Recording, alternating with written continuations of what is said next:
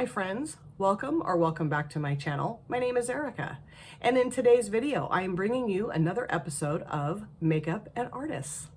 I've always loved music, and so I thought it would be fun to pull my love for music onto my channel and try to do this once a month where I just sit down, put a makeup look together, or eye look together, and talk to you about one of my favorite musical artists. And today I'm going to be talking to you about one of my favorite rappers of all time, LL Cool J. I discovered LL in middle school, I'm pretty sure. Well, end of grade school, beginning of middle school, and was just so blown away by his talent and so captivated by him. He's very good looking, so that doesn't hurt. But also, he's just got this incredible lyrical ability. If you've never heard LL Cool J's music, I'm going to link, of course, tons of his songs in the description box. Go listen to him. It's going to blow your mind.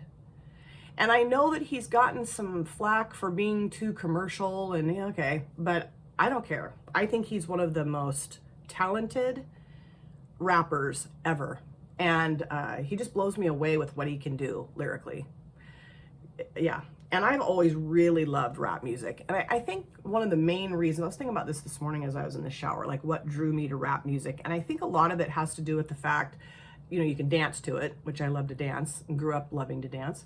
And also, most commonly, rap songs are telling a story about a life that I really have always been interested in and wanted to learn more about. I think being white in a primarily middle-class family and area and whatnot, I just wasn't aware of a lot of other ways of living. And I think that rap music really opened my eyes to that. And I don't know, I've just always really loved it. And like I said, LL has always been one of my favorite rappers. Okay, so I'm going to chat with you guys about his life and who he is and his music, and it's going to be really fun.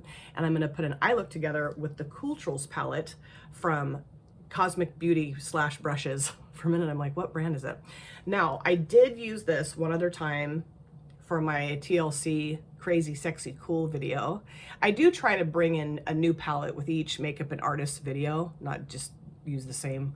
But I want to use this again. And I do like to have kind of a play on whoever I'm talking about. So LL Cool J, Culturals, totally dorky, I realize. So what I want to do with this look today is I want to go like dark but bright.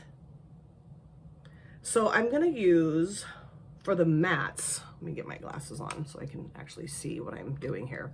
For the mattes, I want to use Grounded and Natural, and I think Midnight, and Attract, I think, yes. And then for the shimmers, I want to use Magnetic and Tempting, and I think either Moonlight or Reveal. Can't decide for sure.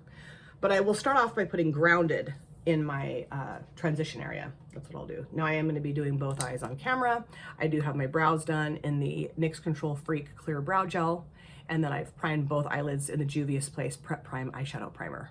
Okay, so like I said, going into Grounded, let me make sure that this isn't all creasy. It's not too bad. I really need to order some new Juvia's Place Prep Prime Eyeshadow Primer, I've decided, because I think that one's getting a little yucky. Okay. So, LL Cool J was born James Todd Smith on January 14th, 1968 in Bayshore on Long Island, New York.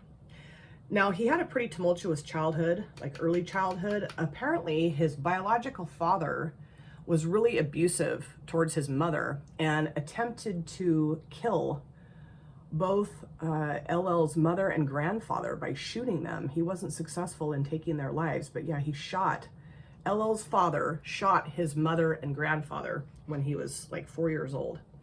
And at that point, his mother packed him up and left, and they went and lived with her father in St. Albans, Queens, and that's where he was raised from 1972 onward for quite some time. And I also read that LL Cool J was very physically and mentally abused, my hair, sorry, by his mother's boyfriend as well. So tough growing up for LL. Sounds like he was around a lot of abusive men, unfortunately. Just awful.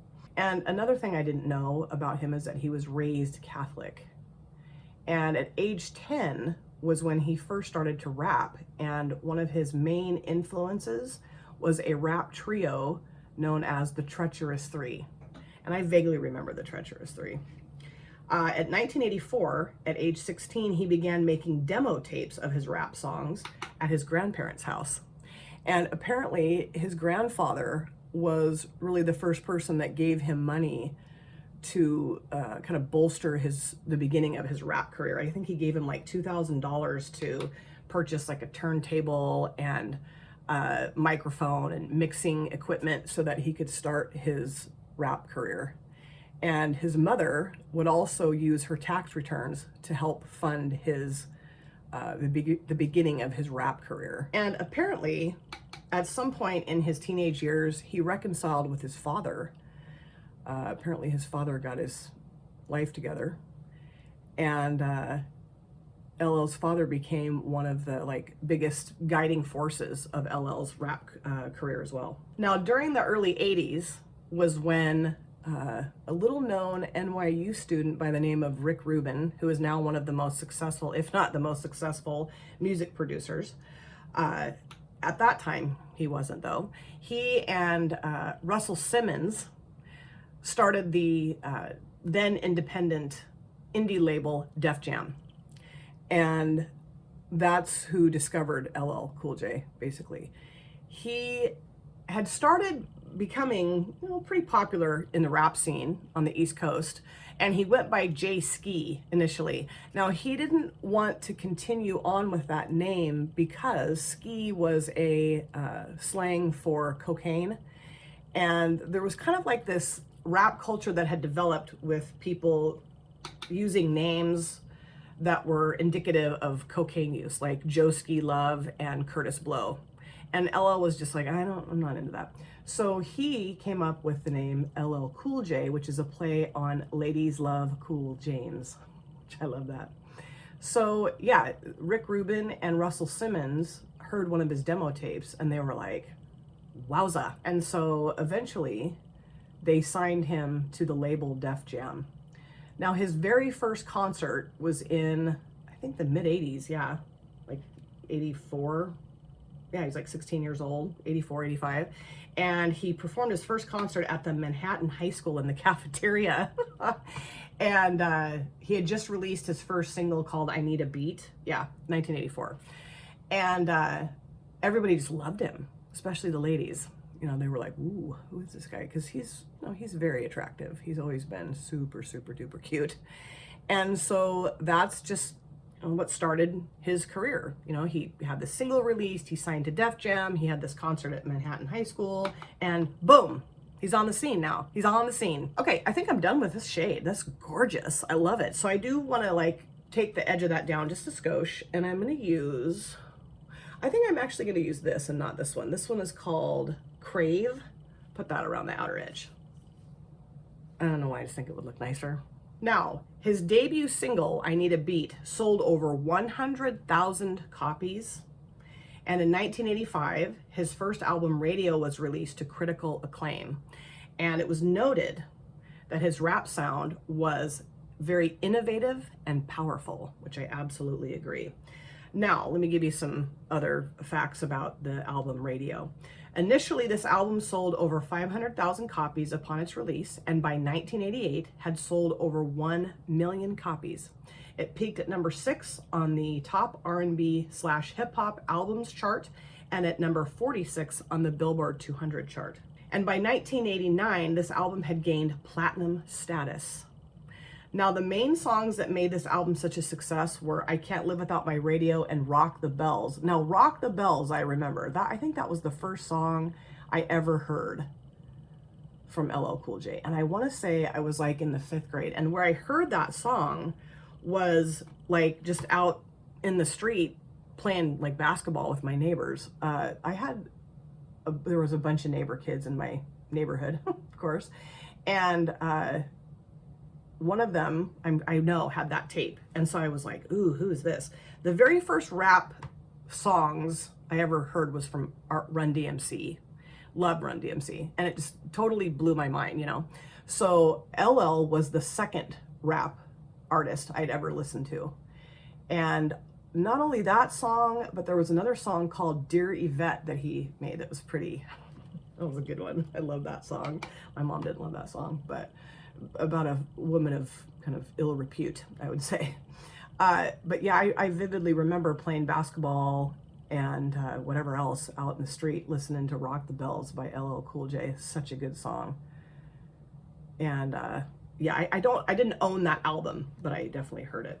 And I didn't realize this either, but this album, Radio, is what propelled Rick Rubin's success as a musical producer.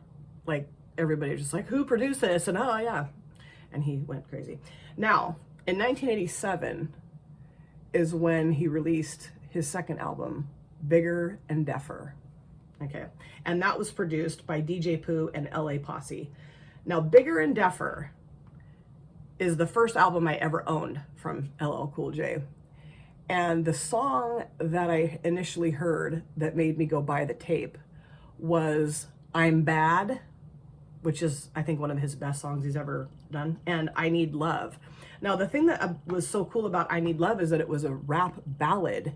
And at that point, I don't think I had ever heard a rap ballad before. So when I heard that, I was like, oh, it was just amazing. And, you know, what I will say about LL's voice is that it is very dichotomous, I would say, because he's got this very smooth, sensual, sexual sound to his voice, but then he's also got this really like hard, gritty, in your face, like not effing around sound too. He's got a good mix of both of those. So yeah, love it. Now let me give you some information about the Bigger and Deffer album, okay? The album featured the songs I'm Bad and I Need Love, of course, which was his first #1 R&B and top 40 hit, the I Need Love. And then it also had Canday, Bristol Hotel, and Go Cut Creator Go. And if you want to feel like a badass in the morning, you put on Bigger and Deffer and you listen to I'm Bad, okay, while you're in the shower. That's what I used to do in 7th grade. I would get up in the morning, get my Bigger and Deffer tape, go into the bathroom with my boombox, pop that tape in, and just, to I'm Bad. So great. And I felt like such a badass. I really did. I love that song so much. I love Bristol Hotel. I love the whole tape. And those are just a few. I mean, that tape is full of good songs. The whole tape is amazing. Now, in 1989, he released his third album, which was Walking with the Panther, right? Yeah, Walking with the Panther. And that song, or that tape, pardon me, that album had Going Back to Cali on it, which I think is one of his best, most unique sounding songs. And that was in the Less Than Zero soundtrack as well. And if you've never heard Going Back to Cali, highly recommend it. That is one of the most interesting and unique rap songs, any song, but rap song I've ever heard. It's so incredible and unique. I love it. Okay, so now I'm going to deepen up the outer V, and I think I'm gonna go into natural. Yeah. Oh, but let me back up and give you just a little bit more information about the Bigger and Deffer album. This was one of his biggest selling career albums, having sold in excess of 2 million copies in the US alone, and the album reached #3 on the Billboard's pop albums chart. Okay, so now I'm going to talk about Walking with a Panther. So this album had several charting singles, Going Back to Cali, of course, and then I'm That Type of Guy, Big Ol' Butt, and One Shot at Love. Now, I'm That Type of Guy, oh God, listen to that song until it practically went out of style, and Big Ol' Butt. Those songs were constantly played in my life and like at my high school and, you know, my friends, and just, you know, that you could not get away from those songs because they were constantly being played, because that came out when I was a freshman in high school. And so good, so good. Now, Even though this album had incredible commercial success, the hip hop community didn't love it. It was criticized for being too commercial and too materialistic and for focusing too much on ballads, the Walking with a Panther. And I, you know, like I mentioned at the beginning, I think I mentioned, oops, shoot, I just blopped that, right? I didn't mean to do that. I think I mentioned this at the beginning. He did get some flack for having his music be deemed too commercial. And, you know, I get it. I think a lot of the rap game at that point was to, like, have rap become popular and become well known and to reach the masses. But there was also this level of, like, you know, kind of the protection of that music as well. You know, like, do we want everybody to be involved in loving and listening to rap music? Because there were so many messages in so many of the rap music songs that were made, rap songs that were made, that they didn't, you know, the rappers didn't want to lose the message that was being sent out to the world. And I think that that was kind of the criticism of LL's music, was that it was becoming too pop-like and not like, yeah, it was just becoming too commercial, too bubblegum pop. And I mean, I guess I can see that with some of his music, but I don't know. I don't really agree with that. I don't really agree with that. I think that, but that is where I think a lot of musicians can struggle with, is the popularity aspect of things. Like, of course they want to be successful, but success comes with, you know, like popularity and notoriety. And I think, I don't know, it can just get kind of all mixed up and doesn't always translate very well. Now, his audience base at this point started to decline a little bit, like I was mentioning, because of the commercial success of his music, but that didn't stop this album from peaking at number 6 on the Billboard 200, and it spent 5 weeks at number 1 on the R&B album charts. I am loving this look. I'm loving it. And, you know, I kind of was a little harsh about this palette the first time I used it. Dumb. Okay, so now for the shimmers. I'm going to put the shade down first, Magnetic, right here. I really want that to pop. And I might even add a little bit of this in the outer V. We'll see how things go. And then this shade here called Tempting. And then I think I'm going to go with Reveal. Okay, now, oh, I do need to grab a brush. I'm just going to use the same brush I just used because it's got such a great consistency. In 1990, he released his 4th album, Mama Said Knock You Out, which is that my favorite album? I don't know. Bigger and Deffer is really good, but Mama Said Knock You Out was just so amazing. Now, this album received critical acclaim and eventually went double platinum.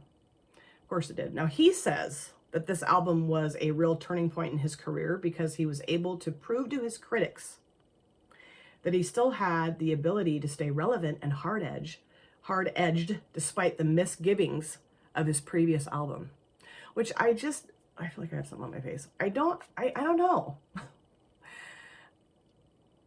I don't know. I mean, I just think a lot of artists have to fight so hard to, like, get their cred, you know?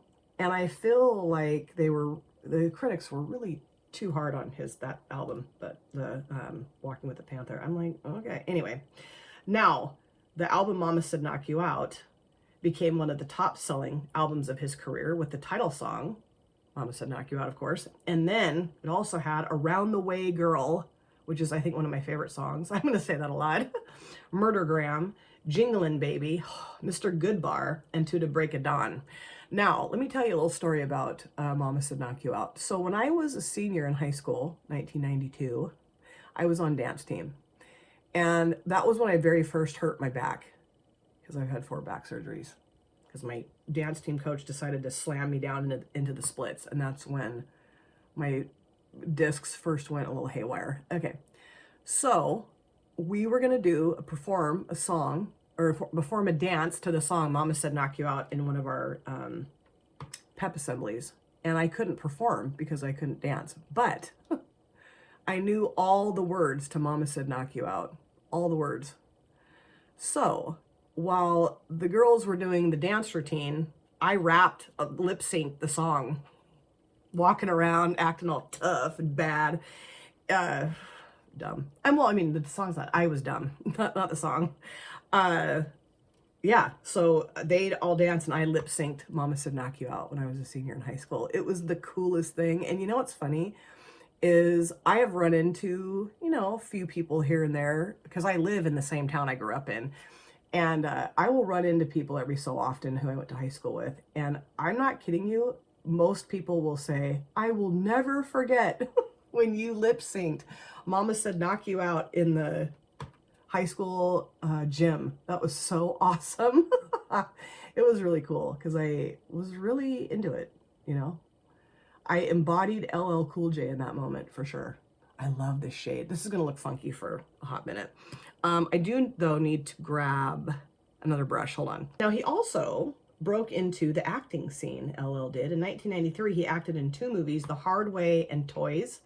And then he also released another album, 14 Shots to the Dome. I remember that one. That had 4 singles that were released. How I'm Coming, Backseat of My Jeep, Pink Cookies in a Plastic Bag, Getting Crushed by Buildings, and Stand By Your Man. And that album went gold. Now that album, that's not one of my favorites of his, but I did like it. I did like it. Also in 1995, he starred in an NBC sitcom, In the House, and released the album Mr. Smith, which ended up selling over 2 million copies. This was another one of my favorite albums of his. This album had the singles Hey Lover, which featured Boyz II Men and sampled the Michael Jackson song Lady in My Life, Doing It, Loungin', and I Shot Ya, which featured Foxy Brown.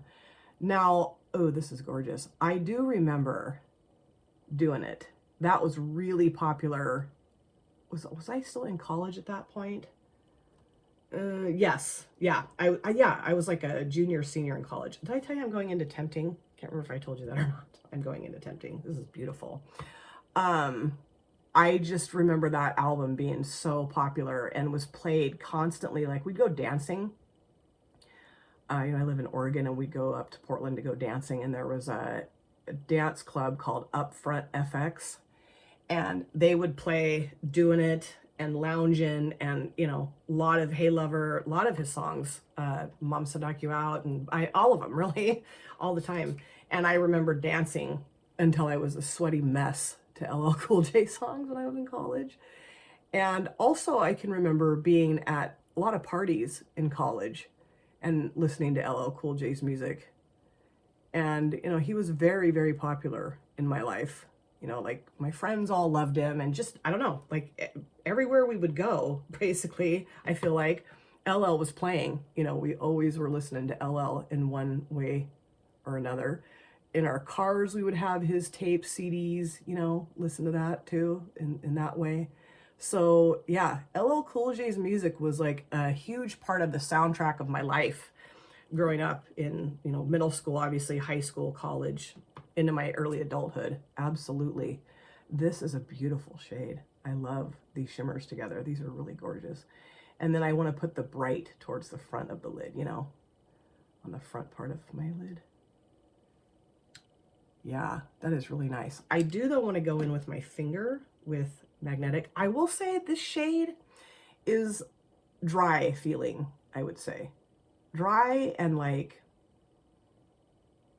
kind of sticky, but it's nice. It's a beautiful color. I got a really nice, it's a really nice shade. It's just sticky and dry. So not my favorite consistency out of all the shades I've used in here so far, which there's still a lot more I need to use. Okay, now I'm going to go into Tempting with my finger. Put this right here. Now in 1996, Def Jam released his Greatest Hits album, which was a really great mix of his music. And what I will say about him too is he's got kind of a, how do I word this, like simplistic style to his sound, his lyrics, but also like he's such a great storyteller too. That's what I love about him. And like I mentioned earlier too, he's got this real gritty, real tough, real like you know, no holds barred sound, but then he also can be real sexy, real sexy. Now I'm going to go into reveal, put that towards the front, and I'm going to use this flat brush, and I don't know if this is the best. Yeah, no, I think it's going to work. Yeah, it's working. Okay, because this is a little, whoa, I put way too much of this on the brush. Okay, tone her down there, sister, tone her down. Now, he released a few other albums and has collaborated with a lot of popular artists such as the Neptunes, Jennifer Lopez, and he also worked with producer Timbaland. And when they released the song Headsprung in 2004, people went bonkers. Now that might be my favorite song of LL Cool J, is Headsprung.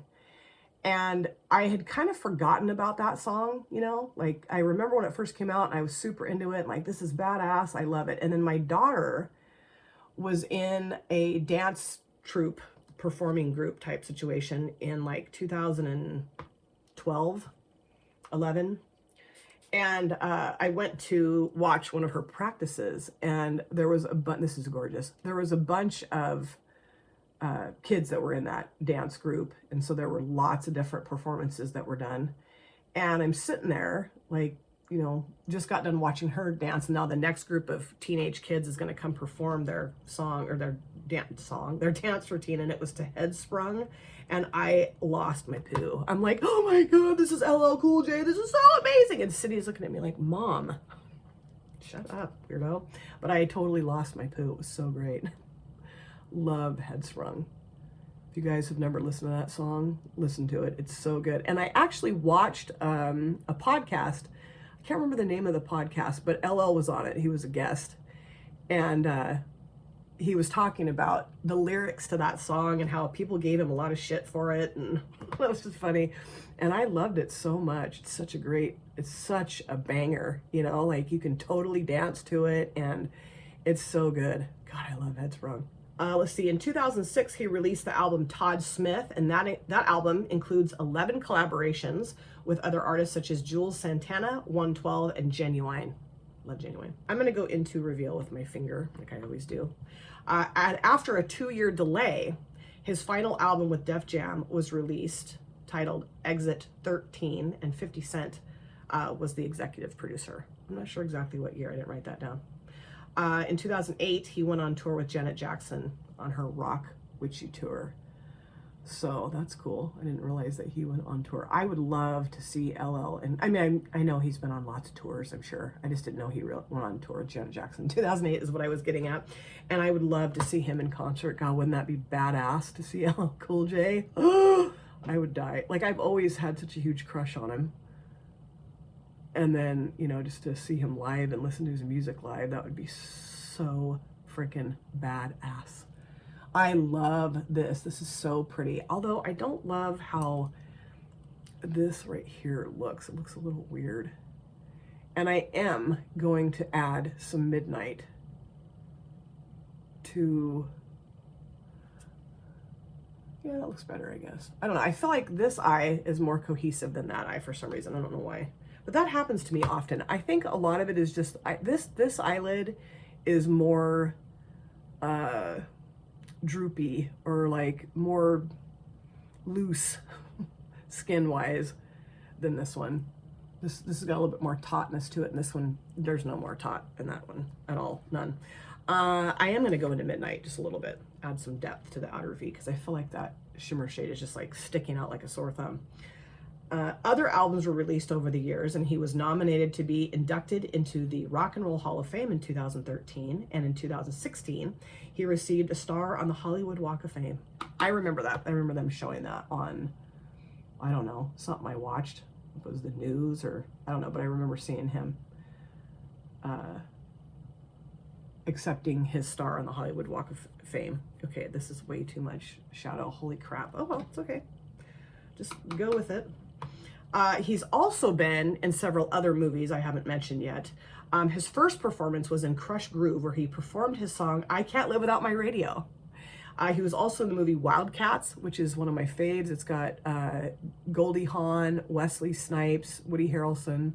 I love Wildcats, one of my favorite movies of all time. I haven't seen that in forever. He was also in Halloween H2O, Deep Blue Sea, In Too Deep, Any Given Sunday, Rollerball, Deliver Us from Eva, SWAT, and Mindhunters. He played Queen Latifah's love interest in Last Holiday, and he's also appeared on Sesame Street. Yes! Now, in 2024, he released a duet with Eminem called Murdergram Deux. It's two in French. Have you guys heard that? Have you heard that? LL's rap performance in that song is so good. It is so good. I'm going to go into the shade here. It's kind of trying to take that edge of that dark blue shade down. You guys have got to listen to Murdergram Deux. It's so good. He is, you know, in his 50s, right? Or is he 60? I think he'll be 60 in a few, yeah. So he late 50s. And his rap game in that song is so good. He is just, the flow and how quickly he can rap, and it's just incredible. It's incredible. I was blown away. Blown away. I love that song. Love it. And I really like Eminem, so I thought it was great that the two of them did that together. I was like, badass. So good. So good. I really feel like I put way too much of the midnight shade on. So now I'm kind of like trying to have to blend that out a little bit. But I do like it. I'm glad I added it because I needed some depth out there. But it's just a little much. Just to give you some personal information about LL Cool J as well. He dated Quincy Jones' daughter from 1992 to 1994. I didn't know that. And he married Simone Johnson in 1995 after meeting her in 1987. And they have 4 children together. And I've seen them together before, like in interviews and stuff. And I really like her. Because I can't imagine being married to a musician. That would be really difficult, I feel like, because they're gone all the time. I feel like, making music and touring and whatnot. And then also just, he's very attractive. So I can imagine that there's lots of women that like him when he's out and about, That would be tough for me. Really tough. But I just absolutely adore him. I think he has such a beautiful mind. He's got such a wonderful sound. He is just really an artist that I just have so many fond memories of and also have so much respect for. I need to grab one more little brush here because I use that other one for that other thing. Hold on. Okay, I'm going to go back into the shade now, and then that's it. I'm not going to do anything more, I promise. Promise. You guys are like, wrap this up, for crying out loud.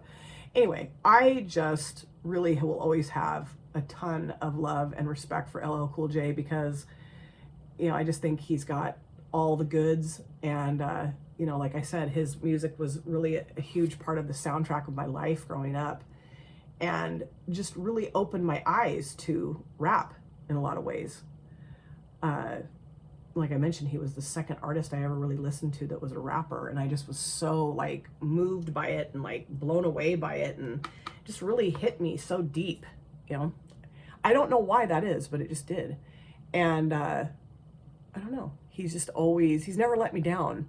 Like there have been musicians that have let me down in terms of maybe their behavior, but also just like their music. Like sometimes people's music just doesn't sit with them, over the years. Like you kind of go, what the hell is this? Like, what, and I never felt like that about LL. Some of his albums I didn't love as much as others, no, but whatever. I still really enjoyed all of his music, really. And I will be linking tons of his songs in my description box. So I highly recommend that you guys go check out his music because you're gonna love him. If you don't already love him, you're gonna grow to love him, I promise. So I'm gonna go clean up the fallout here. I love how this look turned out. I think it's gorgeous. Maybe blend a little bit more, do the rest of my face, and I'll come back. So this, of course, is my finished look, and I absolutely love how this look turned out, and I'm so happy that I pulled the Culturals palette in for this look. I think it's perfect for LL Cool J, and I really like how the eye look came together, and I like the rest of my makeup today too. So let me show you everything I have on my face, and then I will review the eyeshadow palette again with you. So for my base products, of course, I'm still using the same 3 products I've been using for months and months now. I do need to get another tube of this because it's almost gone. Bronzer, Ciate London Bamboo Bronzer in Palm Island. Yes. Blush, Blame It on the Blush palette from Made by Mitchell. I use this shade right here called Night and Right. I just thought the purple would look pretty with this today. Upper lid liner. You can say it with me or for me. Wet n Wild Breakup Proof Waterproof Felt Tip Liner in black. I do have other fun eyeliner colors, but sometimes, I don't know, I want to jazz it up with something fun, and then other times I just want to go more classic, and I just felt more classic today. Mascara, Sky High from Maybelline, New York. Lips, Beauty Moon Cosmetics Lip Icon in M10. Oh my gosh, this is probably my favorite lip product I have in my collection. I use this all the time because it goes with everything. I thought about doing a darker purple, a gloss, but I don't know. This one I just love, and I knew it would go well with the eye look, I feel. So yeah, that's what I went with. And then I don't have a highlighter on today. And I forgot a primer. Although actually my face really doesn't look that greasy sweaty anymore with the stuff I have on. Okay, let's talk about the eyeshadow palette, Culturals from Cosmic Beauty / Brushes.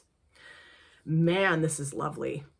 Lovely. I used 7 shades for this look today, and I think you can see all 7 shades, which I really like that. Like, I'm not the type of person that wants to use 7 or 8 eyeshadows, just blob them on my eyelids so that you can't tell that there's 7 or 8 eyeshadows. I really like for it to be noticed or noticeable that there are as many eyeshadows on my eyelids as there are. If that made any sense. And I felt like I did that today. I love the mattes that I used. Really blendable, very pigmented, especially this one. That one I was like, whoa, that's a lot, but I was able to blend it out just fine. On my lower lash lines, I started off by putting Midnight out here, and then I put Natural towards the front of that, and then I used Crave to blend that out just a little bit, just a little teeny tiny bit, but really impressed with the mattes, and the shimmers are absolutely stunning. I used Reveal in my inner corners as well.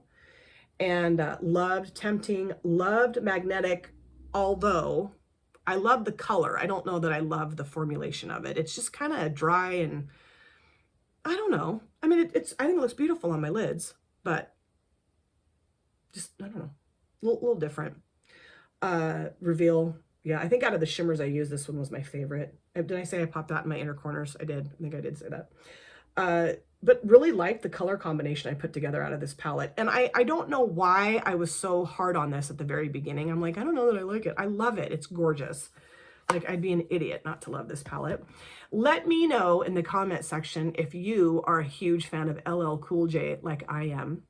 I think, honestly, he's like fine wine. He gets better with age. Like, he still looks just as good as he did when he first came on the scene as he does now. And he's like, you know, almost 60 freaking years old. He's amazing. I love his voice.